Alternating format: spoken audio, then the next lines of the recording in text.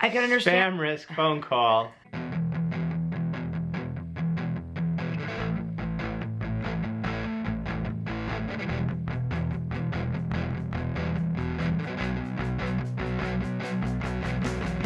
Hey, it's Rob. Welcome to Horsehead Bookends. It is Wednesday, so we're going to talk about Disney. I have Anne here with us. Hi. I have my glasses on because my eyes are bothering me. Yeah, so are mine. My contacts are really dry. Hard any glare. Yeah.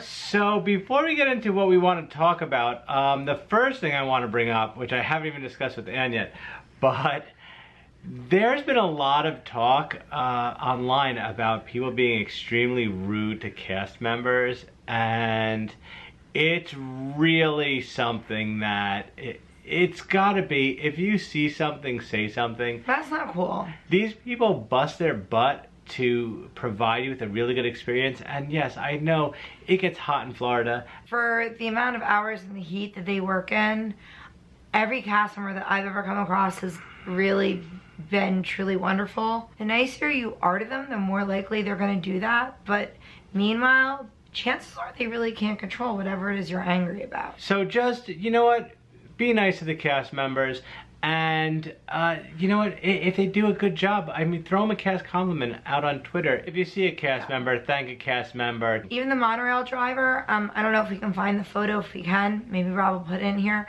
There was time, and you know, just by being nice, and our son showed a genuine interest in the monorails, he let him sit in the cockpit, and it's a memory he will always truly cherish, because that's what he really wants to even like do with his life. If you ask him what he wants to be, he wants to be not just an Imagineer, but an engineer for Disney in the monorail system. He loves the monorail so much.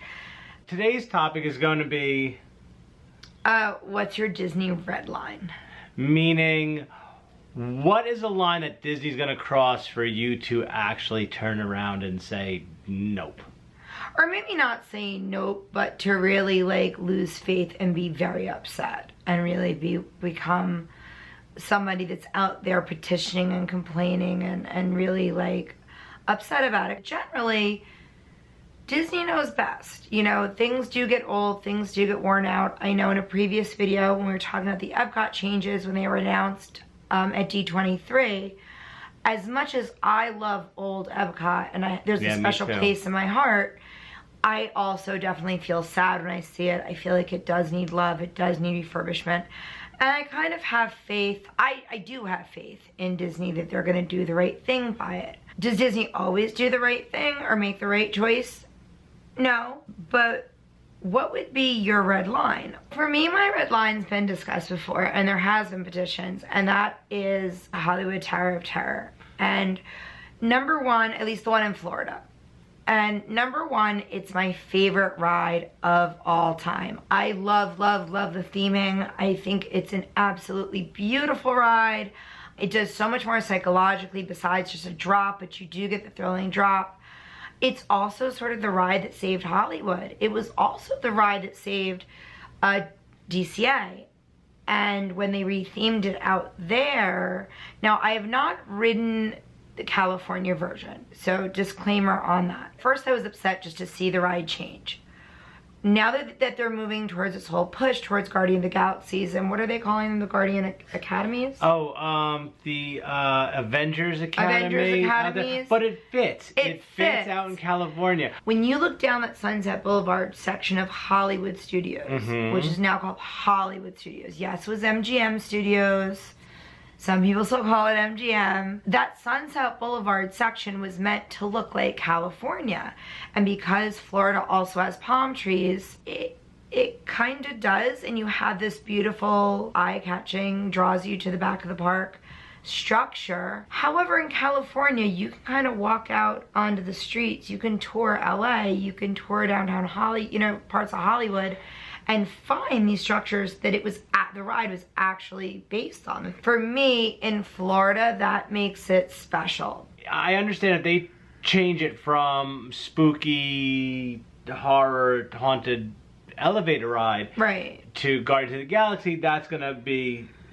That would break my heart. You know, we're not gonna stop going to Disney. It's our favorite place as a family. So let's ask you, what about when Pooh came to town and got rid of Mr. Toad. Yeah. Because things change, but Mr. Toad really was at the time. If I was as big, I wish I had a time machine to go back, because I would be down there protesting them taking down Mr. Toad. Mr. Toad was my favorite ride as I was a kid. Mr. Toad has always been one of my favorites. I dressed as Mr. Toad for Dapper Day. I love the story of and it really is Mr. Toad. It's such a classic dark ride. I loved it. I rode it over and over and over again. And when they replaced it, Do you think they could have added Pooh without replacing it? Yes, I think they could have added Pooh without placing. Because Pooh is cute. Yeah, Pooh is cute, but they could have put the Winnie the Pooh ride somewhere else in Fantasyland. There's lots of room, especially over back by Ariel and Ariel's grotto. There's a lot of dead space back there that they could have added Pooh ride. There's also certain space in Fantasyland, like next to the carousel.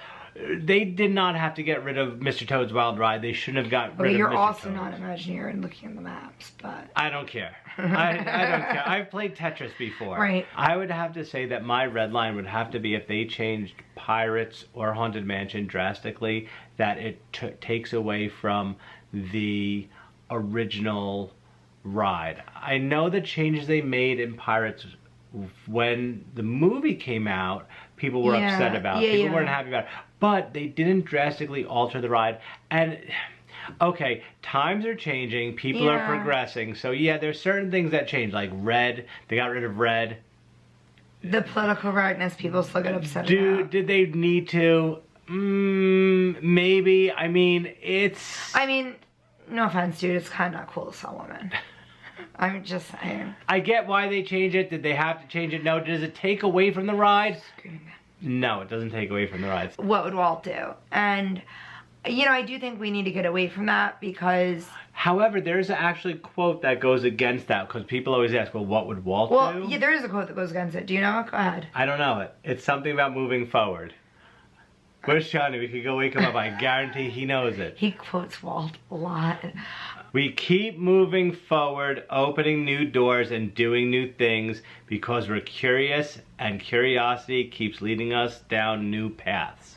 Yes, and we all know that Walt was very interested in new technology and progress and new inventions. I mean, he made so many rides about the future and what the future looked like. And of course, now we look back and kind of laugh because the future is, well, here.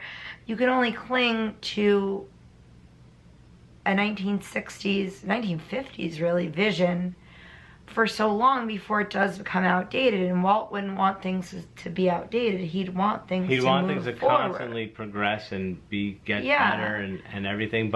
And so I think as fans, we're kind of almost constantly torn between what would Walt do and keeping the classic and keeping the nostalgia, because for so many of us, you were saying, it's a huge nostalgia part that people don't want to change, where they say, I remember this, and this was a time that I just remember being happy. When I had no troubles, I was a child. I reflected even on the vlog about the time when I went with my parents, and my dad, because they used to scuba dive, was so blown away with the Living Seas, and the Living Seas was, I don't know what year it was, versus it was pretty new. So yes, we have that nostalgia, but I'll always have that memory, and I don't need Epcot to stay exactly the same to keep that memory alive. So I guess when it comes down to it, your red line is really personal. And what does your red line really mean? Will you really stop going to Disney? Really? Yeah, would you not go Or will you just sign a petition online? Yeah. Will you just like, will you start a change.org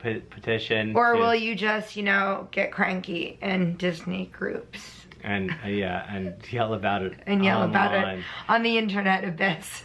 I get upset when it's too bright outside and I go in the Haunted Mansion and my eyes don't adjust in time. And I go through half the ride and I can't see anything, not because it's dark, just because I've been out in the sun all day. Yeah. So I get upset and I come up the ride and I'm like, I gotta go on it again. Well, that's okay. I get upset on Hollywood Tower of Terror when we ride in the daytime. And I think there does come a point that if you're really a true Disney fan, you do have some faith, right? at least you hope you do.